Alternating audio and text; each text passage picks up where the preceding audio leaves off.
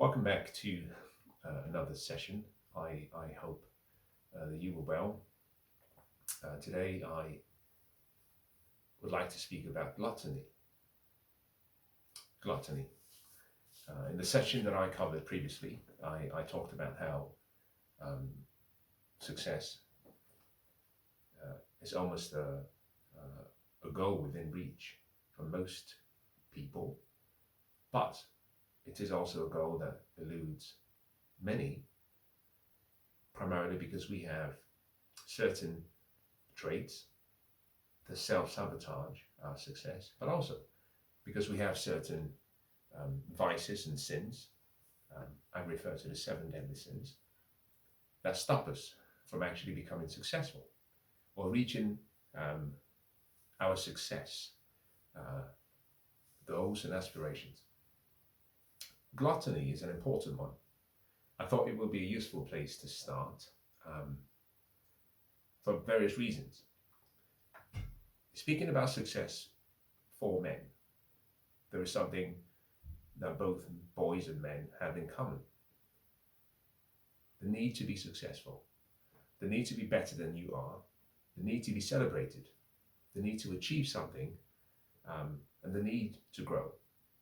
Progress is built into both the masculine and the feminine DNA. The need to grow. There's something about our spirits that needs to express itself. As a matter of fact, our spirits are seeking always for further expression and fuller expression, going from one to another, but just expanding in abundance and success. Uh, Gluttony is simply a habitual behavior. The way it is defined is the habitual greed with regards to excess eating.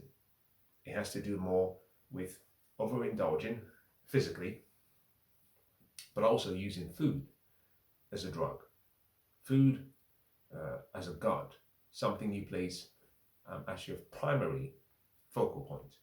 Now, in today's session, my focus is not about food per se, despite it being one way through which gluttony can be expressed. My focus is the fact that we live in a culture that celebrates and pushes us towards gluttony. If you turn on the television, what you tend to find is most of the adverts are always about indulgence, fast food, normal food, but here is the key part of everything: very carb heavy or sugar heavy diets and food. So most of us have become dependent on sugar and carbohydrates as part of our daily intake. For some of you, you might have been conditioned simply because you've been eating such food for a long time, and for others, it's simply a lack of control. The session I covered yesterday, I talked about the needs of a man, and I said there are some needs as a man that you were born with. They come as part of your nature. There are needs that are seasonal. They come as the seasons of life develop and unfold. But there are needs that you acquire or you cultivate by taste, like developing a taste or an appetite for alcohol or for a certain type of food or even for sex. However that need is defined, you cultivate and you acquire that need. Gluttony is an acquired need. It's an acquired taste. You're not born and having gluttony as part of your makeup. There's something in a human psyche that knows when to stop. Babies are good examples. They are hungry, and once they have been fed, they stop demanding more food. They stop. Why? They are full. So it's important you understand that to be successful as a man, one of the things you have to master are your appetites or your tastes. As a matter of fact, I said, whatever masters you controls you. Those who are mastered by gluttony are also controlled by whatever appetite that is associated with that gluttony act For example, food is a useful, but also the most used way of indulging in gluttony. Alcohol, for some people, drugs, in whatever form they present themselves. For some other people, sex. For some, porn, video games.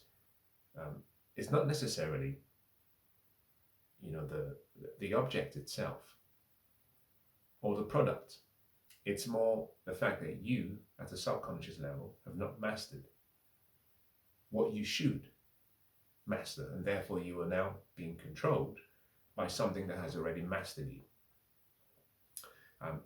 Let me spin this in a different way, because you see, if you go through everything I named, food, alcohol, drugs, sex, porn, video games, these are things you're consuming. Now, the quality of your life will come as a reflection of the things you refuse. All right, stated in a different way. The quality of your life will be a mirror of your non-negotiables, things that you simply say, I will not tolerate X, Y, and Z. In other words, you must have, despite having competing thoughts and ideas and demands, you must have non-negotiating standards. Boundary enforcement is a key part of, and perhaps the most important factor for success. Delayed gratification is a part of that boundary enforcement. Put in a different way, your vision is a product of your mission or your purpose. That vision will birth discipline. Discipline is something you self-impose on yourself, boundaries in this instance, to ensure that you achieve that vision. So if you have good boundary enforcement and delayed gratification, success should be within reach. Gluttony is mastered through delayed gratification and through the ability to put, you might say, road guardrails, where you enforce a boundary, not just setting the boundary. Most people are good at setting boundaries. Very few people are good at enforcing their boundaries. Successful people are similar to those who fail in that they also set boundaries. Successful people are different from those who fail in that they enforce the boundaries that they have set. But let me spin this in a different way. Take food, take sex, take drugs, take alcohol, porn, video games, anything you consume, put it to one side. Let me perhaps present this in a manner that I think might be of some value. Let's assume you were just about to be born, and a genie came to you and said, for the sake of this conversation, let me call you Sam, and said to you, Sam, you are about to be born, and you will get one buddy, and this buddy will be yours, and you will inhabit this buddy for the rest of your life. Now, your life might be 70 years, might be 80, might be 90, or might be less, but you only get one buddy. What type of buddy would you choose, and how would you look after that buddy to ensure that, from a longevity perspective, it serves you for your entire life? It becomes harder for people to have an answer to this. So let me attach a corollary to this example. Let me give you an analogy that perhaps might be useful. You are about to turn 18. Someone comes to you and says, on behalf of your parents, and says, when you were born, your parents deposited in a bank account and reoccurringly a certain amount of money. The amount of money was supposed to fund the car of your dreams, whatever car you want. And the funds have accrued, and you can have whatever car you desire: a Bugatti, a Ferrari, an Aston Martin, a Rolls Royce, some vintage, who knows, maybe GT model vehicle, whatever you want, you get to choose. Now, you being as wise as you are, so you say to the genie, or you say to this person representing your parents, what's the catch? And they say, well, once you choose this car, you cannot change. You cannot change the car, and you cannot get a replacement car. So you get one car, perfectly made, brand new, And that's the car you will have for your entire life. Now, I would imagine, I don't know what car you would choose, but once you've gone through the process of choosing the car itself, I would like to think that one of the things that you might do is that you might ask a few questions, such as, when I get the car, would I get a manual? When I get the manual, will the manual give me information about how to maintain the car, operate the car, service the car, and ensure that the car's longevity lasts my entire lifetime? And once you acquire the car, you will go through daily routines and weekly routines and monthly routines and annual routines to ensure the car was in very good condition. In the UK, for example, we have MOT tests, then we have service tests, and then we have general inspection tests. All of these are supposed to ensure that the car is road worthy. We go through all of that for safety. So you will be playing a number of responsibility roles: your safety, the car safety, longevity. Your body is the same as that car. The only difference is it was given to you when you were born. And you were responsible for maintaining that body. As a matter of fact, all of the energy that you would need for success can be hindered. Right? All of the energy you need for success will come from how you look after your body, but all of your success can be hindered by the lack of good health. Meet anybody who's 70 and say to a person, well, what would you give up in order to have a different life? If the people in question were wealthy, they would simply say to you, I would give up going back and being youthful and being a young person with good health, with a great body, and I would let go of all of this wealth that I have created in my old age. Youth is a prized commodity. Youth is wealth, if you know how to use it. Now, we have created a culture that supports gluttony, so much so that we are teaching young people to take the one possession they have, the wealth that they have, and to abuse the body by overindulging. Health and well-being should be your most important priority the younger you are as a man.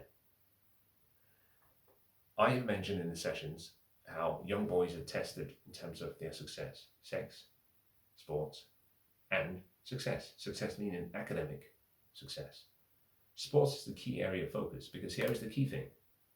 When we go into sports, sports affords we as young men the opportunity to be celebrated. But in order for us to get to that point, we have to learn how to use our mind. We have to learn how to, you might say, overcome the gluttony we have, to do things that seem good in the present, such as eating and overindulging, because we want praise in the future.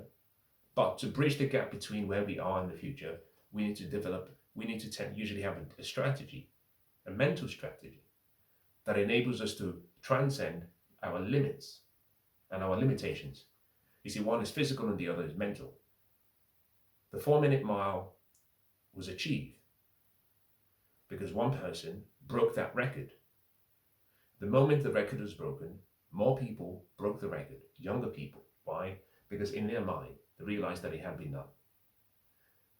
Sports is a great way to dampen your gluttonous desires, because you can't serve two masters at the same time. One has to give.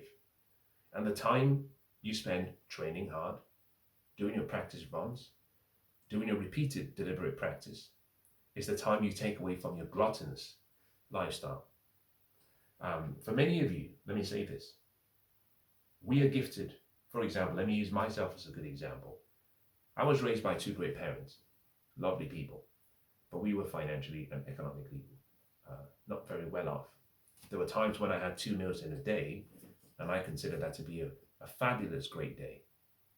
Most of the time, and many a times, it was less. So I grew up on absolutely nothing. I had no wealth, I had no money, I had no success from a financial standpoint. But I had wealth in my health, because my parents taught us how to care for the bodies that we had and ensure that despite the little we had, that we did not overindulge in a manner that would have caused our well-being and health to be in jeopardy and therefore not able to achieve our potential.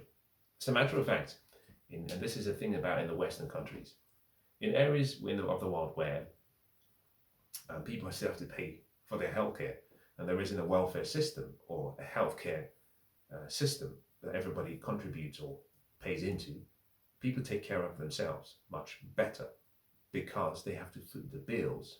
There is an insurance where the insurance company underwrites some of your medical covers. If you get ill, you pay the bill.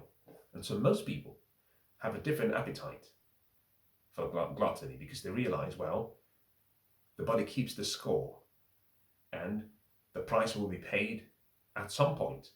So if I overindulge in something that might seem good in the short term, but is bad for me in the long term, at some point I will have to accrue all of those liabilities that I'll have to pay.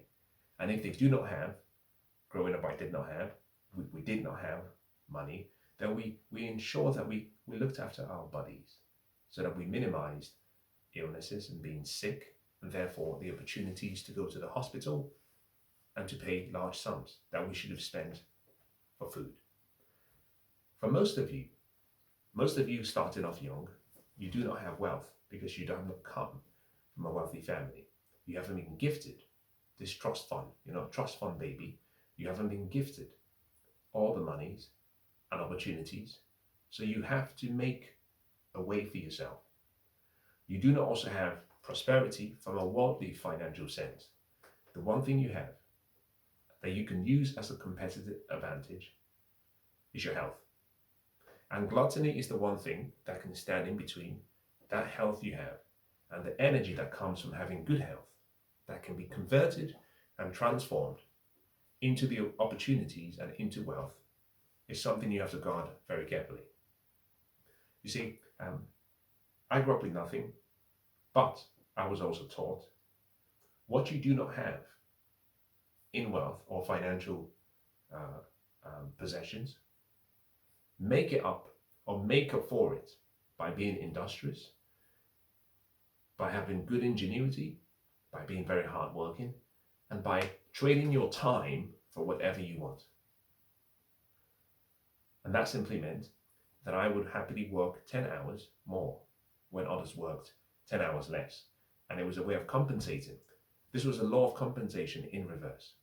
I was taking what I had, time, what I also had, health, what I had, delayed gratification and focus, and using that as a competitive advantage against those who had wealth. You see, there's a saying that when someone with experience meets someone with money, the person with experience gets all the money, and the person with money gets the experience. Experience is what you get, or what you got when you did not get what you actually wanted. So the key part of today's session is to simply say, gluttony is a subtle vice. Most people are not aware of how gluttony can capture you. Food.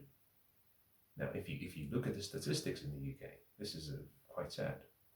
Amongst people who were 30 years and younger, we have an epidemic of overweight children and young people, partly because we feed them and we continue to feed them on addicted food.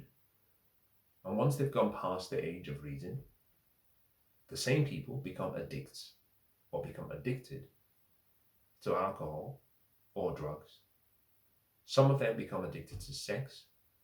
And even before we get to that age of reason, some of us become addicted to porn or video games. All of this is gluttony. Let me share something that I think is important.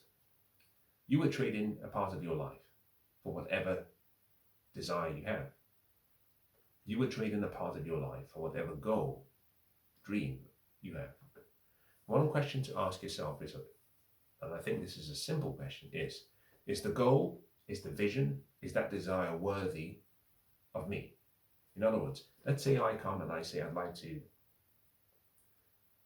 to build a house. And I want the house to be a 2-bedroom house. And I'm going to build a house with my hands, myself. And it would take 4 years and 95% of my time, every waking day, and most of my sleeping hours. The question is not whether the goal is a good goal. The question is whether the goal is worthy of me. In other words, I'm exchanging my life for whatever goal I have. And the question is, well, is my life worth less, more, equal to that house? You want a car? If your goal is to have a car, the question is, are you working to buy that car? Wrong question. Is the car worthy of me? Is the car worthy of your time, your focus, all of your presence, and most importantly, the opportunity cost? The opportunities that were foregone as a result of your attention being focused on something else. Similarly, with regards to gluttony, gluttony is a subtle vice because it takes your attention towards something else and it makes you a slave, which is partly why, and I use myself as a good example. Some time ago, I was like most people. And by being like most people, I refer to the fact that I had my daily intake of food was not too dissimilar from most people. It took a number of years and time for me to recognize that I was, like most people, addicted to sugar and carbohydrate. You know, you start the day with some high in whatever form it comes, and then midway through the day you have another high, at lunch you have another high, before dinner you have another high, at dinner you have another high. And what you find is that we go through this, what we call high peaks. And so most of us have become addicted. Every 4 or 5 hours, sometimes every 2, 3 hours, we cannot sit still. So what we find is that our ability to focus varies. And once we have a sugar low, we drop in our focal point, and we drop in our focal point. And until we restore ourselves with sugar or carbohydrate, we're not focused. The people who can focus are the ones who can achieve success. And whether that be food, or whether that be alcohol, or whether that be sex, or whether that be women, or whether that be porn or video games, if there is something in your life that is controlling your focus, whatever masters you controls your life. And so my recommendation to you is, if you find, and just perhaps do an audit of your life on a daily basis, take a piece of paper, here is my take-home exercise for you, and make a list. I've given you 6 areas. Now this may not apply to you. Food, alcohol, sex, porn, video games. And just make a list of how much food you consume. But most importantly, how your attention shifts and your focus is broken when you are in need of food. Do the same thing for alcohol. There are people who I know who cannot go a day without alcohol. Listen, it has to be done. And a few pints, a few glasses of wine, because we've conditioned ourselves to think it's a way of de-stressing and reducing our stress levels. Audit yourself. There's some people who, for them, sex, the need to have sex, the urge for sex can be so powerful that they find themselves doing things that they would not normally do beyond the point of having satisfied that urge. Some of them move into video games, some of them move into porn, such that you are overindulging in porn. And the key part of all of this is that you're trading your life for whatever you have as a goal or desire. So you're investing time and you're exchanging time for whatever you desire. And time uninvested is spent. And when you spend money, to spend money is to give money away without any intention of it returning. When you invest, to invest is to give something away with a hope and a strategy and a plan that you will get it back in return, but even more. Your time should be invested, it shouldn't be spent. And gluttony has a way of spending your time, spending your emotions, spending your focus, and actually spending your life, which is partly why, if you look through all of the great teachings, irrespective of choice, you tend to find that people are encouraged to master their desires and their urges. Think about this. In one of the great books, it says, the first temptation, remember when I said to you, every man is only as successful as the temptation he overcomes.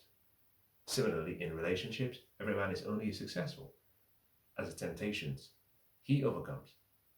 The first test for your appetites, and that appetite will come in various forms: for wealth, for money, for fame, and more, depending on whatever derivative it comes in.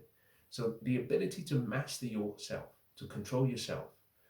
First temptation could be, well, if you are really as great as you are, here are some stones. Why don't you convert those stones to bread? Because, after all, you've been doing your fasting for a number of days, and you should be hungry. The ability to transcend that process where the temptation comes, I know, because for me it was difficult. For you, it should be difficult. It will be difficult. But the key starting point of focusing on success or moving to a success is awareness, acceptance, humility, awareness, acceptance, and humility. Be aware of what's going on in your subconscious state. Accept the current state of affairs. For example, in your case, it could be perhaps, I tend to find I drink too much alcohol. I'm actually addicted to alcohol, indirectly.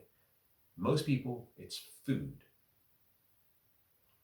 I'm going to give you a formula that I think you should hold to heart. This might help, this may not help for men. I think I'll do the same for women, just so you can see. Whenever we talk about health, one of the things that tends to occur is that your height and your weight play an intrinsic role in what we call an adjusting role to give you what should be your right guide to whatever thing you're measuring. For example, in the sexual marketplace, women are judged based on their beauty, primarily. Beauty, youth, fertility, chastity, and all of that, purity. But men are visual, so men look at women firstly based on what the women look like. Women, modern women particularly, are doing the same towards men. They are also visual. So we tend to say, well, what should I weigh? Because one of the components of whether you are attractive is your height and your weight. Your height to weight relationship or ratio. Your height to waist relationship or ratio. So the taller you are, the more you can carry more weight.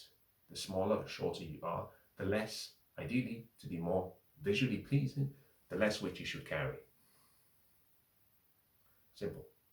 Now you might be thinking, so what, where's this going? So for most men, let me start with the women. It's a simple formula. You take your height in kilograms. So let's say you're 5'5". That would mean that you should weigh 55 kilograms. Very simple. Take your height, 5'5", whatever, in foot, and that, just replace that number. Keep that number and replace the unit of measurement with kilograms. A 5'5" woman should weigh 55 kilograms.